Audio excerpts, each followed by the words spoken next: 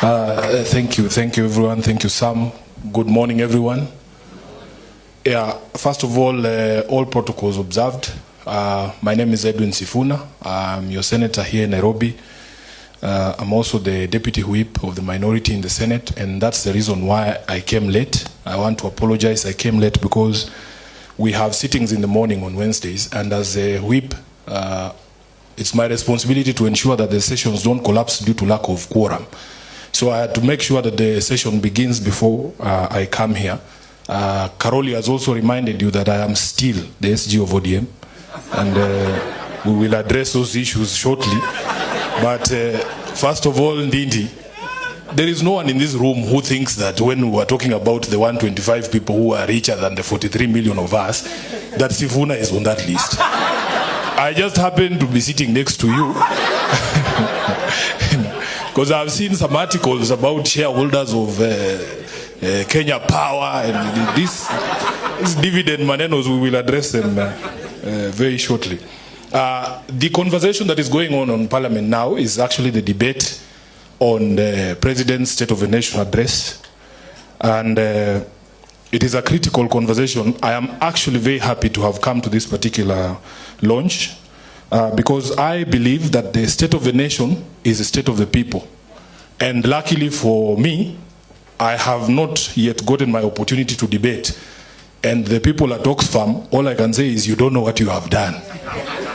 You don't know what you have done. Because with this report, this is a very powerful weapon. All I usually tell people is just hand me the bat. I will swing that bat. Because the statistics that we are seeing here are grim statistics. When you look at Article 132 on what the president is expected to do in the State of the Nation, he's supposed to tell us all the measures taken and the progress that has been achieved by his government in realizing the values in Article 10 that Karoli Omondi has spoken about.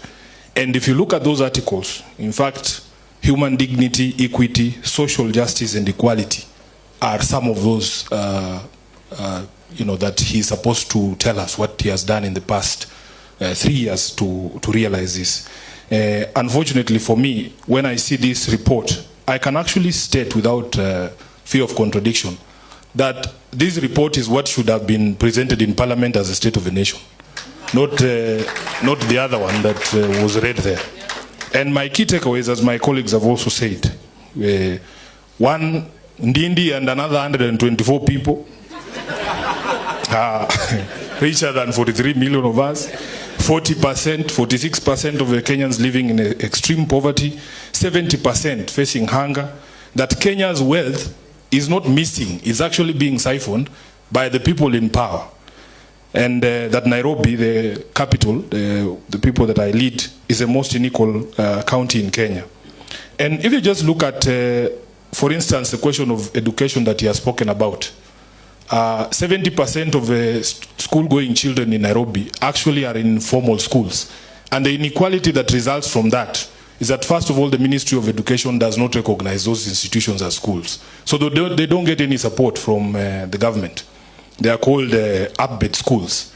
Now, we have had a conversation with the Member of Parliament for Mathare, and he has sponsored a bill to amend the Education Act in order that these schools are recognized by national government. Because some of the criteria there for registration of a school does not make sense in Nairobi. If you ask somebody for 4 acres of land in Mathare to register a school, where are you getting 4 acres of land in Mathare? And I'm happy to say that because the bill has to come to the Senate, I am also going to co-sponsor that bill in the Senate to make sure we recognize this school and get them the support they need. Secondly, we have a school feeding program here in Nairobi. It gobbles up almost 1 billion shillings of what Nairobi gets in terms of its equitable share. But because it is only implemented in the primary schools that are registered, it means we are only using that money to feed 30% of the school-going kids. We have had a conversation with the governor of Nairobi from the time he was elected. In fact, it was a campaign promise that this school feeding program has to be extended to the upbed schools, because those kids also deserve that meal.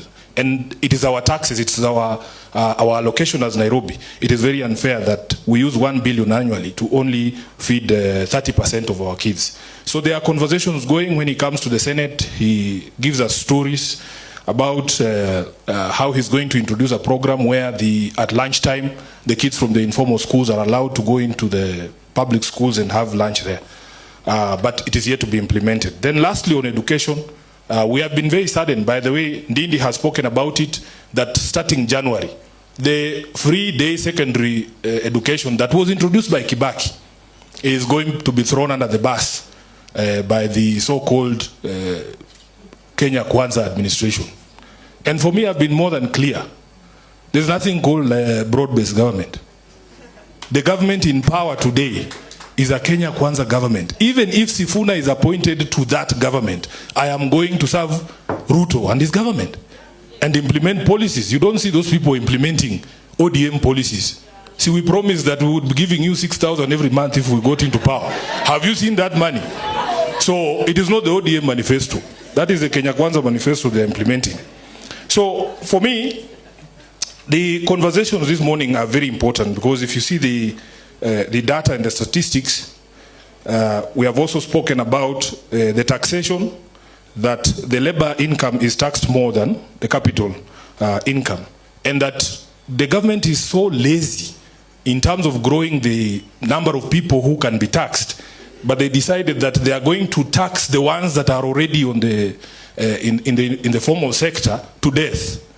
You know, you can decide you have one cow that you milk until blood starts coming out, or get 2 cows and milk 5 liters each per day. So you have to create opportunities. You have seen the report here saying that some of the drivers of inequality is that we are not creating quality jobs. There are actually no jobs. If you just grew the number of people on the payslip group, then you have a larger base from which to tax. But they have decided that the few of you who are on the payroll are going to be taxed to death. When I look at how much money I contribute in the housing levy and these other ones, it drives me insane, man. It's crazy. I pay over 35,000 shillings for housing levy alone. And it is ridiculous. Because as I've told Ndindi there, I'm not a very rich man. That 35,000 can help me somewhere. Then there is, which one have I left out? There is solutions that have been proposed in this report. And I want to say one thing about the generation of leaders that we've seen here, Karoli, myself, and Ndindi, is first of all, good leaders must accept that there are things that you don't know, that you have certain blind spots, that there are experts and people who can give you the knowledge and the data, and that there are solutions that are progressive solutions that you can actually adapt and save the country. The problem is we have people in office who are know-it-alls. He knows everything. He's farmer number 1, doctor number 1. He is the one who knows. He says his aggregate smarts is more than all the previous presidents combined. Who told you? We should be seeing a difference in our country if we have the most brilliant government in power today. But that is the direct opposite. Now, for me, you know, my friends here, they will, I don't know how I can say it. We are past the stage, PS, where you can tell us that your government is going to go and sit down and review this report. The Constitution prescribes wanted in order for a government 6 essential values. And the first one is human rights, the second one is equality, the third one is freedom, the fourth one is democracy, fifth is social justice, and the last one is rule of law. That is the criteria for a government. Not stadiums, not markets, not dual carriageways, none of those. So if your government does not fit in these 6 criteria, you have no business being in government. This is why, Sifuna, I am very confident in saying, your time is up, Bwana PS. Your time is up. We want to come together and form a government based on those 6 essential values. Everything else you do must be within the bounds of these 6 essential values. So mimi siongeangi mambo mingi, mimi wanasema tu kama hatuna hii serikali then there is nothing else. Let me just finish by addressing my brother Karoli on this question of the Political Parties Act. First of all, it's not 11 billion, it's 12 billion. We want 12 billion from the exchequer. Now, there is a thinking that went into the political parties fund, Karoli, that in fact you need to free these institutions, the political institutions, because they are the drivers of democracy, from influence. And the influence of money in politics is known to cause those inequalities that you have spoken about. If you insulate political parties from government interference, from external influence, because even if you look at the act, you are not allowed as a political party to receive money from foreign sources. That is something that you know. And this 12 billion has accumulated from 2014 because the law that you passed in the National Assembly, because the Senate doesn't touch money bills. No. You passed a bill that requires that 0.3% of the revenue is set aside for political parties. Now, there is nothing wrong. If you feel that political parties don't deserve that money, just amend the law. But for as long as the law is there, you have to comply with the law. And we are within our rights to insist on something that is legal. So what happens is, right now, the people in power successively, because unfortunately ODM has not been able to form government, the people in power use this money as a tool to cripple political parties. Cripple political activity. And you have spoken about, even you might have good candidates, people who want to run for parliament, for the Senate, or as MCAs, but they are crippled because our politics is very expensive. I will tell you, in the last election, because of support from some of our friends, we were able to support women who are running in single constituencies, because that is where the problem is. In the Senate, we have almost achieved the 2/3 gender rule. I think we are less by 1. In the National Assembly, there's a problem.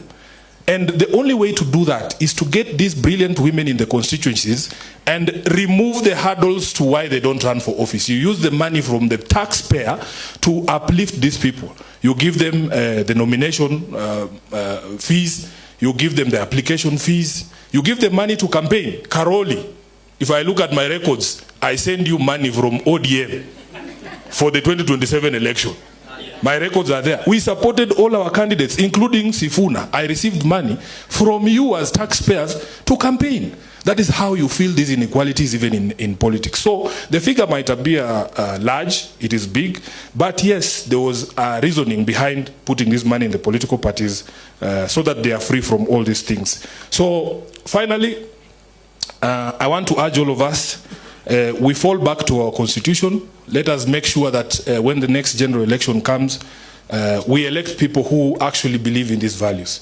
Let nobody sell you any other stories. Those other things, I am sure that a person who believes in human dignity will still build houses. Yeah.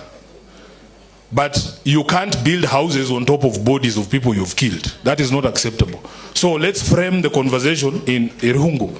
Let's frame the conversation. A good person will do good things. Yeah, you have to believe in these values, and the rest of us who don't believe in them, your time is up, you need to go home. Is there anything I've not said? One term. Asante.